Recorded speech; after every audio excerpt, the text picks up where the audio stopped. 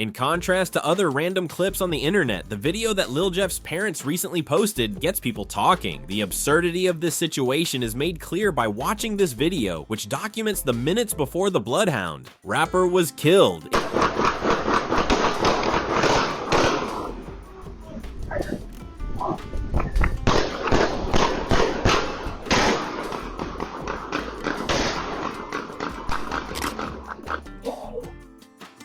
Even stranger, Lil Jeff's parents have made some startling comments about the newly made public video. This is what really happened, so if you thought you knew everything, you should reconsider since what they're revealing totally contradicts the exclusive footage. Jeffrey Harris, the father of Lil Jeff, told his fans on Facebook that his child was not discovered to be inadequate. Lil Jeff's father says such is not at all the case. Instead, than waiting for trouble to come his way, Jeff was going out and causing it. Things simply didn't go as planned, even though he was on the hunt and out to get his adversaries. The prevailing narrative seems to be that Jeff was simply out, possibly relaxing or slipping, and that's when the operatives caught him go his way that evening, and his voice tone and typing style make it obvious that it's a personal matter. His message was clear, this is far from finished, and he's sending a direct message to the world as well as to the individuals who killed his kid. That's what he's saying them while looking them in the eye. People may react as you might anticipate. Regardless of what transpired, Lil Jeff was someone's son and buddy. Until his father informed the public that his kid had been caught on an OP, that is what transpired. As one might anticipate, the reaction has been entirely different, and anyone who has spent even 5 minutes on Reddit is aware of how vile the comment sections can be. Receive countless messages from people saying they don't feel sorry, sympathetic, or condolenced. After posting a warning for the streets to be on guard and saying that the narrative continues on, Lil Jeff's father was swiftly ridiculed by Reddit users for his reaction to his son's passing. Some questioned his attitude, saying he was somewhat responsible for his son's murder, while others ridiculed him for treating the situation like a movie. Many people found it ridiculous. There was no place for pity when the father seemed more focused on keeping up a street persona than on mourning for his son. One commenter blatantly referred to his father as a sociopath, while another claimed that Lil Jeff's father was destined to fail from the start because of the type of person he had.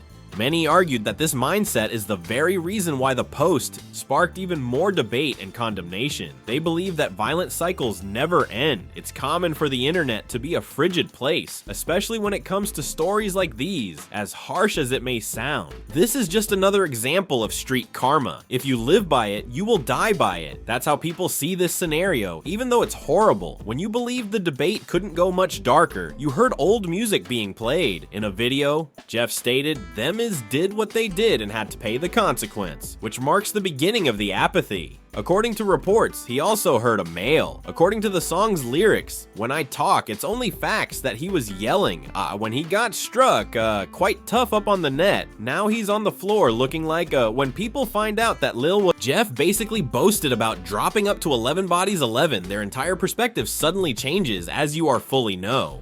It's not just, oh, another young rapper gone too soon. Instead, it's, well, what did you expect? This is a unique problem because it's not just any internet, not buried in some secret police report or whispered in the streets. The truth comes straight from Jeff himself, who stated in his music that a man isn't a made man until he's killed 2 people. This isn't a conspiracy, wild speculation, or gossip that comes after the fact. I heard King Von say in one of his songs, "You not a killer unless you got 2 bodies." Exactly, now you get it. Damn, so that's... Discussions are shifting from moping to taking a step back and looking at the situation as people start to piece everything together. Bigger picture. Since every time a rapper dies, especially one from the trenches, a conversation is sparked and people begin to speculate as to whether it was due to bad luck, jealousy, or rivalry. Jeff's situation isn't really a mystery.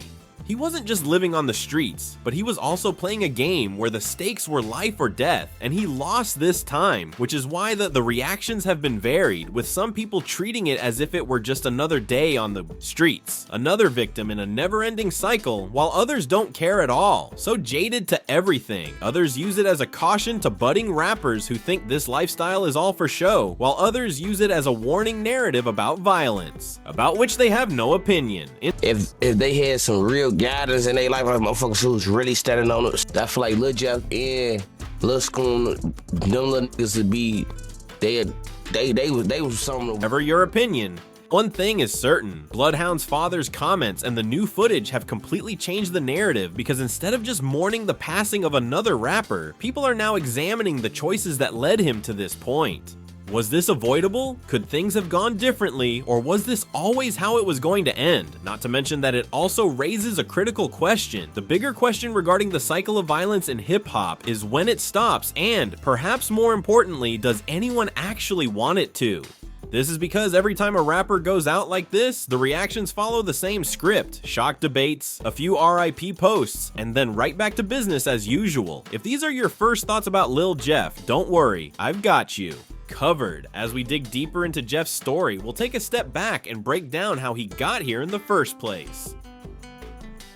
His life story is one that many young rappers are still living today, for better or worse. Blood from a puppy named Lil Jeff. Given his talent, street connections, and attention-grabbing lifestyle, Hound Lil Jeff Harris, real name Jeffrey Harris, was one of those names that rose to prominence in Chicago's drill scene for all. The reasons you might expect. Now, let's hear his story. It wasn't just about making music, it was about how his surroundings affected him and how his songs took that into account. Born in Chicago, Illinois on July 14th, 2002, Lil Jeff was born to Jennifer Lamar Harris, better known as Bloodhound Latasha Lucas and Jeffrey Harris.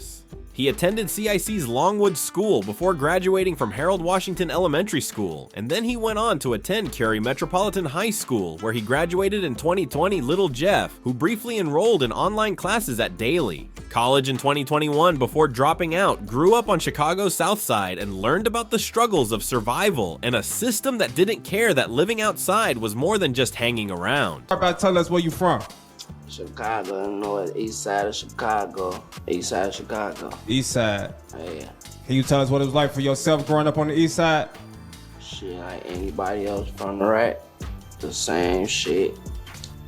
The objective was to comprehend the rules, look past the obvious, and being aware that the streets might be your platform or your downfall. My career got shot up when I was like 14. Jeff wasn't just a kid playing around with beats. He found his voice in drill music because it aligned with his principles, and he looked up to local musicians who used their hardships to write songs, hoping to be like them. After finishing school, Jeff he joined the deadly 079 Bloodhound Gang, a Drill City gang that has been linked to numerous murders and deaths, when he started rapping as Bloodhound in the early 2020s. A member of the Black Disciples Bloodhound group, Bloodhound was more than just a moniker for Lil Jeff. It was his entire identity and universe, and music was more than simply a means of self-expression. His songs weren't just music, they were stories, warnings, and even direct admissions that sought to represent something more. Interview Dar 7 58 Hazir Way dropped in February 2024, and people noticed the unadulterated energy and the way he presented his side of the story. It all clicked, and the song soon received over 100,000 views on YouTube and 10,000 streams on Spotify. People weren't just listening, they believed him, and that's the thing. That makes you famous, but it also puts a target on your back. Jeff wasn't just rapping. When Jeff mentioned a double homicide from January 26, 2024, involving two men from Nitty Block, Monteo Drench Zaw Williams and Robert Lil Rob Boston, in one of his videos, it wasn't just a random shooting, it was a bold, broad daylight incident that made headlines and rocked the city. Jeff's lyrics were more than just entertainment because he was a part of the streets. Yes, we did that. That might increase credibility, but it also draws attention from enemies. Bloodhound Q50, another rapper and street figure, was one of Lil Jeff's closest friends. They weren't just partners, they were brothers in everything that came with their lifestyle songs, such as BH4L and Hardy Boys, which weren't just about rapping together. They were about their lives, the bond that kept them together, and their hardships when they weren't in the booth were in the trenches, and their music made sure people knew it. Of course, there were drawbacks to discussing that life so publicly, but both Jeff and Q50 weren't afraid to claim bodies in interviews and social media posts. Q50 claimed to have been involved in 8 murders, and Jeff went further by claiming he was at 10 or 11. Whether they were drill rappers have a tendency to brag about their hits in music, and Lil Jeff was no exception. While it may be great for views, bragging about hits and music also makes you a walking target, and on June 8th, 2024, it wasn't just another day when Jeff was out with two of his guys when they ran into whatever history Trap City Zone 7 residents may have had. It exploded right there. The entire event was captured on camera as a furious argument with guns drawn and chaos. When the smoke cleared, Jeff had been hit several times, despite their hasty transport to the University of Chicago Medical Center. The damage was done and he was declared dead at 5:46 p.m. He was later found to have been shot 19 times according to the autopsy. His passing caused a stir in the community, but not in the way you might have thought. While his fans were grieving, the internet wasn't exactly filled with condolences. The problem is that when you spend your career discussing catching bodies, people don't always feel sorry for you. When yours fell, Reddit was particularly inundated with comments claiming that Jeff wasn't just an innocent victim. He played the game and lost, and then things got worse. His legacy may be seen in the music video that was released after his death, in which he somehow claimed to have killed 11 people. Interview Von saying one of his songs, "You not a killer unless you got two bodies." Exactly, now you get it. Damn, so that's real? So what were you expecting? Jeff's death was just another headline in a city that regularly loses young men to gun violence. But his music didn't just disappear after his death. Songs like Through the Ceiling and Drax and Switches were still played. Was the kind of thing that made people stop feeling sorry for themselves. Although many people saw heartfelt tributes written by his close friends and fellow artists, such as Dodd Tweaker, the lack of sympathy in some places turned into outright mocking. If anything, those songs were a last stamp on the legacy he left behind, for better or worse. They were released after his death, which preserved his name, but even they evoked the same spirit that made him kill violent, gritty people and reminded people of his life. The story of Lil Jeff reminds us of the complicated reality that some artists, especially those in the underground scene, may encounter. On the one hand, it gives artists a platform to express their truth, but on the other hand, it often leads to their death, highlighting how blurred the line is between. Ultimately, Jeff's music was a product of his upbringing, choices, and the world he lived in. Some saw him as a rising star, while others saw him as just another statistic. Regardless of your opinion of Jeff, his story makes you think about why this cycle persists, because in the rap rivalry, for every child who loses, another kid picks up a microphone and enters the same world, telling the same stories and experiencing the same fate. Beyond just shocking people, Lil Jeff's death raised awareness of the dangerously unpredictable world of urban gang conflicts, particularly between the Bloodhound gangsters and the Trap City gangsters. The two groups were involved in a long-running conflict that had already affected the lives of countless people before Lil Jeff ever got involved. At its core, the conflict was about identity survival and the communities caught in the crossfire, which is why Bloodhound and Trap City, though their initial paths were slightly different, both gangs formed from the same harsh reality. That is, the same old poverty, lack of opportunity, and sense that the system had abandoned them. When there are few legal ways to earn money and stay safe, people find their own ways to gain respect, power, and financial stability. Trap City, Chris World 400 East members of Trap City claimed that the alliance, known as Bloodhound 0679, which included MTV 079 and Drill City, had been in existence for over a decade, with discussions about it dating back to at least 2020 on Reddit. The fallout began in 2023 when a member's chain was allegedly stolen by someone from Drill City, which sparked tension between the two groups of people, according to a discussion about the incident. While chasing police at high speed, someone identified as SJ or someone else reportedly lost the chain. Since Trap City and Drill City were once so close in fact that Lil Jeff even posted a screenshot of a text message from his mother. This incident became the catalyst for the alliance's dissolution, and other groups began to take sides, with many choosing to support Drill City out of a sense of betrayal, while Trap City turned against its former allies and separated from the Bloodhound alliance. At first, it was just territorial blood. Hound had its blocks, Trap City had theirs, and whenever one side tried to encroach on the other's land, things went ugly. But it wasn't just territorial blood. Trap City was the new kid on the block, trying to carve out their own slice of the pie. When he was reminded that he had shared a bed with some Trap City residents, the tension quickly descended into violence, and because the Bloodhound had already secured control of some areas, gunshots between the factions ultimately led to fatalities. was about power, money, and respect, and it was about who controlled whose streets. Families lived in fear, businesses suffered, and anyone caught in the middle had to hope they weren't the wrong person at the wrong time.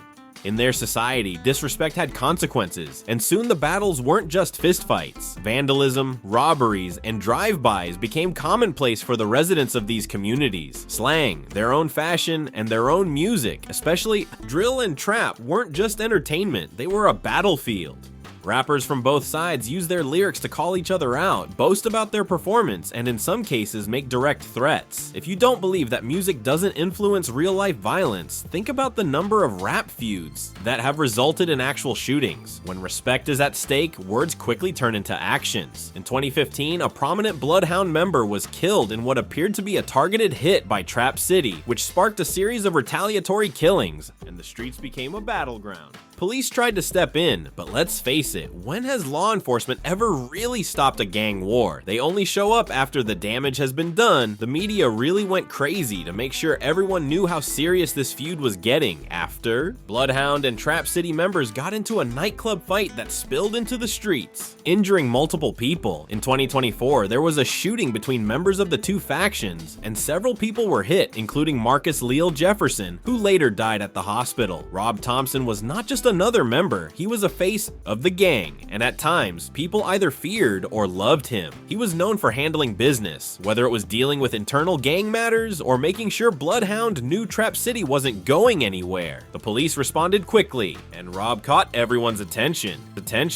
Trap City, Rob's background, and the fact that he was on the scene because of security footage made it easy to put him in the suspect role. But what happened next caught everyone off guard when Rob's charges were dropped due to a lack of evidence, and claims of mutual combat surrounding the incident that ultimately led to Lil Jeff's death. In other words, there were rumors that the incident wasn't a one-sided attack and that both gangs knew what they were getting into, and everyone involved was a willing participant, which fueled the rumor. Community leaders were worried that this set a dangerous precedent, effectively telling gang members they could keep killing each other as long as they made it look mutual. After all these incidents, the fact that Lil Jeff's father had posted online that his son actually came to get the oops before what eventually happened, and not that the ops got to him, was also believable. Even though some legal experts defended the ruling, arguing that the law is the law, even if it doesn't always sit right. The solution is a little tricky. Law enforcement may focus on locking people up, but that's like putting a band-aid on a bullet wound.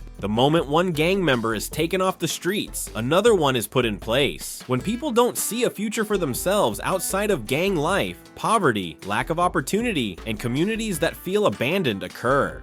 These crimes aren't isolated, random, rather they're part of a larger system and cycle that has been going on for years, replaces them. The real solution is to address the root causes, which may hinder the creation of more robust educational institutions, real job openings. If you think the music scene doesn't make things worse, think again. Community programs that give kids a way out of gang life are problematic because they take time, money, and effort and don't make for ostentatious political soundbites. Drill rap has made gang conflicts viral, and a diss track can now receive millions of views in a single day. It is harder for anyone to back down when the conflict is being broadcast to non-participants. If you are publicly criticized, you have to respond or risk appearing foolish, and when your entire reputation is built on respect, that is not an option. Social media has made things worse because instead of just hearing about feuds through word of mouth, people can now watch gang members post threats, brandish weapons, and celebrate attacks online. This is exactly what happened with Lil Jeff. His online persona not only made him popular, but also he becomes a target. People are already speculating that retaliation is imminent, and if history is any guide, they are probably right. Though Trap City Rob is currently free, the question of what will happen next remains open. Hound will not tolerate this in their world. Every loss must be made right, and Rob's release has only fueled the flames. The police may be on high alert, but let's face it, there is only so much that can be done. The Bloodhound Trap City war isn't going anywhere, so if you thought this movie was educational, click on any of the cards to see. The only way to break this cycle is to change the conditions that led to it in the first place, and arrests and crackdowns won't do that until that happens. The streets are waiting for the next move, and everyone is watching, but will this feud ever end, or is this just another chapter in a saga that never truly ends? Read further well-liked articles on